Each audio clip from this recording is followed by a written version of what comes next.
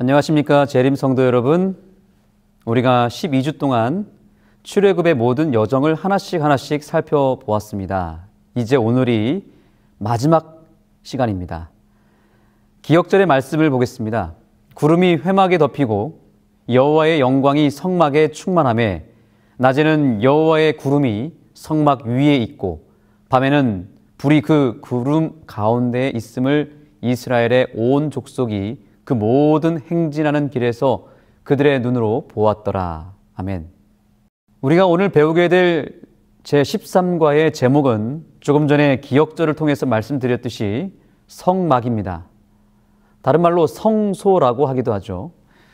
출애굽 여정에서 마지막 코스가 바로 성소입니다. 그리고 이 성소는 이번 교과 출애굽기의 결론이기도 합니다. 하나님께서 결국 이스라엘 백성들을 이끌어내셔서 성소를 지으신 목적은 우리와 더 가까이에서 함께하고 싶으신 하나님의 마음 때문에 그런 것입니다. 우리가 서로 사랑하다 보면 사랑하는 사람과 함께하고 싶잖아요. 함께하다 보면 그 다음에 어떻게 되죠? 서로 살고 싶죠. 하나님도 지금 우리와의 관계가 다시 회복되어서 예전에 범죄 이전에 에덴 동산에서 같이 살았던 것처럼 그 에덴에서 같이 함께했던 그 모습으로 돌아가는 것이 하나님의 최종 목적입니다. 우선 함께하려면 그 전에 만남이라고 하는 것이 필요합니다. 만남이 성사되려면 세 가지가 분명해야 합니다. 일단 가장 먼저 만나는 시간이 분명해야 합니다. 우리가 누군가를 만날 때에 약속을 잡죠. 그때 물어보는 첫 번째 질문이 무엇이던가요? 야, 우리 몇 시에 만날까? 우리 며칠에 만날까? 이렇게 시간을 물어봅니다. 그런데 그렇게 시간을 물어보고 끝인가요? 아니죠. 그 다음에는 어디서 만날지를 정하죠. 우리 몇 시에 어디서 만날까? 이렇게 장소를 분명하게 약속합니다. 만나기로 약속한 시간에 만나기로 약속한 장소에서 이제는 만나야 될 대상을 만나면 되는 것입니다. 그래서 만나야 될 시간과 만나야 될 장소와 만나야 될 대상이 분명해야만 만남이 성사될 수 있습니다. 그래서 이번 13과의 교과는 하나님과 우리가 만나는 일에 있어서 방금 언급드린 세 가지, 만남의 시간, 만남의 장소, 만남의 대상이 과연 구체적으로 무엇인지를 살펴보는 시간이 될 것입니다. 먼저 만남의 시간은 결론부터 말씀드리면 바로 안식일입니다. 성일이죠. 이 안식일은 일요일 교과에서 배우게 될 것입니다. 그리고 만남의 장소는 성소입니다. 이번 교과의 주제죠. 월요일과 화요일 교과를 통해서 배우게 될 것입니다. 그리고 마지막으로 가장 중요한 것은 만남의 대상이 누구인가? 바로 예수 그리스도인데 그 예수 그리스도를 어떻게 만날 것인가? 이 부분이 바로 수요일과 목요일에 나타납니다. 자, 그러면 이제 일요일 교과부터 보겠습니다. 제목은 여호와의 안식일입니다. 바로 만남의 시간에 대해서 먼저 다루고 있습니다. 이번 주 주제가 성막인데도 불구하고 안식일이 가장 먼저 나오는 이유가 좀 전에 말씀드렸듯이 만남의 장소도 중요하지만 뭐도 필요하니까요. 만남의 시간도 중요하기 때문이죠. 그래서 이 장소와 시간, 즉 안식일과 성소가 그 방향과 목적이 일치된다는 사실입니다. 자, 이번 교과에서 이 부분을 이렇게 다루고 있습니다. 안식일과 성소는 같은 방향을 가리킨다. 바로 하나님께서 우리 삶 속에 임재하신다는 것이다. 아멘. 안식일과 성소 모두 둘 다 같은 방향을 두고 있는데 어디에 두고 있다고 말하고 있어요? 그렇습니다. 바로 하나님과 우리가 만나고 또 그러기 위해서 하나님이 임재하시는, 거하시는, 함께 하시는 데에 목적을 두고 있다는 것입니다. 그래서 안식일은 하나님이 우리를 만나시는 시간이고 성소는 하나님이 우리를 만나시는 장소가 되는 것입니다. 하나님이 우리와 정말 만나고 싶으셔서 시간을 정하시고 장소를 정하셨다는 거예요. 하나님이 우리와 만날 때 그저 추상적으로 만나시는 것이 아니라 굉장히 밀접하고 실제적으로 만나기를 원하신다는 거죠. 그렇기 때문에 하나님은 더더욱 구체적인 장소와 구체적인 시간을 정하셨어요. 우리가 실제로 중요한 약속을 잡고 만남을 가질 때에 시간과 장소를 대충 추상적으로 이렇게 비현실적으로 잡지 않죠. 아주 실제적이고 정확하게 아주 명확하게 시간과 장소를 구별하여 만나듯이 하나님도 우리를 만나시기 위해서 시간을 구별하셨고 또한 장소도 구별하셨다는 거예요.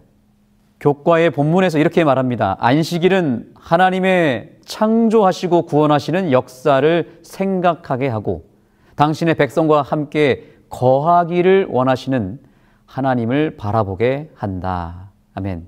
여기 보니까 당신의 백성과 함께 무엇하기를 원하신다고요? 거하기를 원하시는 하나님이라고 표현하고 있습니다. 그렇다면 이 거하기를 원하시는 하나님은 구체적으로 누구를 이야기하는 것일까요? 요한이 예수님을 소개할 때 말씀이 육신이 되어 우리 가운데 거하셨다고 고백했죠. 여기서 백성과 함께 거하시는 하나님은 다름 아닌 예수님이십니다.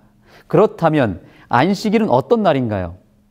쉬는 날, 일곱째 날, 하나님을 만나는 날, 여러 가지 의미가 있겠지만 우리가 오늘 이 교과의 맥락을 통해서 구체적으로 안식일에 대한 새로운 통찰을 얻어야 되는데 안식일이란 과연 무엇인가? 바로 예수 그리스도라고 하는 존재를 시간 안에서 만나는 날이 바로 안식일이라는 뜻입니다.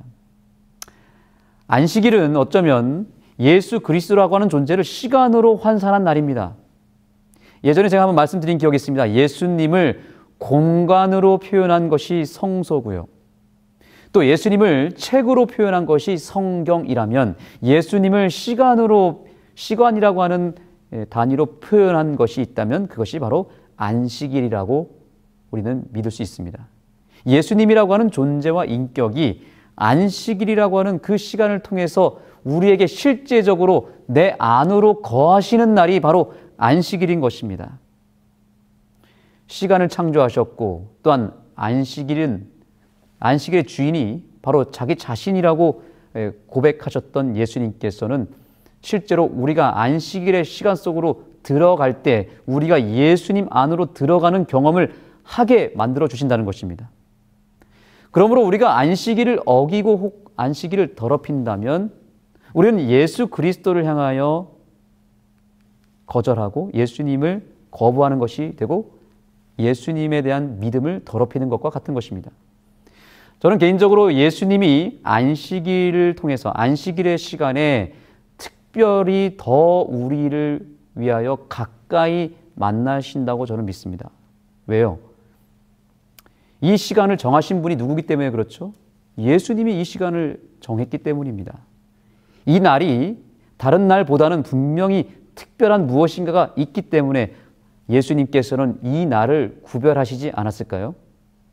그래서 우리는 오늘부터 그 어떤 날보다 특별히 안식일에 예수님을 더 깊이 생각해 봐야 합니다. 안식일에 우리가 교회 일로 여러 봉사로 바쁘더라도 우리는 차분하게 이 안식일을 통해서 예수님을 깊이 묵상하고 안식일에 특별히 더 예수님을 바라보고 주목하는 시간을 보내야 된다는 것입니다. 그래야만 안식일이 진정한 의미에서 안식을 누리는 날이 될 것입니다. 예수님께서 말씀하셨죠. 수고하고 무거운 짐진 자들아 다 내게로 오라. 내가 너희를 쉬게 하겠다. 안식일의 주인이신 예수님께로 가게 되면 그분이 우리를 쉬게 해 줄 것입니다. 바로 이것이 안식일을 제대로 보내는 것입니다. 우리가 잘 알듯이 예수님도 안식일 교인이셨습니다. 예수님은 자기의 규례대로 안식일에 회당에 가셔서 예배를 드리셨습니다. 우리의 믿음은 예수 믿음이잖아요. 예수 믿음으로 사는 사람들이기 때문에 예수님이 안식일을 지킨 것 하나만으로도 안식일이 진리라고 하는 것을 확신해야 합니다. 자, 그 예수님이 안식일을 어떻게 보내셨는지도 우리가 주목을 해야 되는데 예수님께서는 안식일에 병자를 고치셨고 안식일에 사람을 만나셨고 안식일에 복음을 전하셨습니다. 물론 다른 날도 전하셨지만 안식일에 더 특별하게 섬기고 봉사하시고 복음을 전하셨습니다. 왜 그렇습니까? 안식일에 예수님이 우리에게도 그렇게 동일한 은혜와 섬김과 봉사를 베풀어 주시겠다는 약속을 그분의 삶을 통해서 증거한 것입니다. 우리가 정말 안식일에 예수님을 만날 수만 있다면 예수님이 안식일에 베푸셨던 그 놀라운 사랑과 봉사와 섬김을, 아니 그보다 더 큰 일을 저와 여러분에게도 베풀어 주실 것을 확신합니다. 안식일의 주인이신 예수님이 저와 여러분을 고치시고 또한 회복시키는 그런 놀라운 기적들이 매 안식일마다 일어나게 되기를 간절히 소망합니다.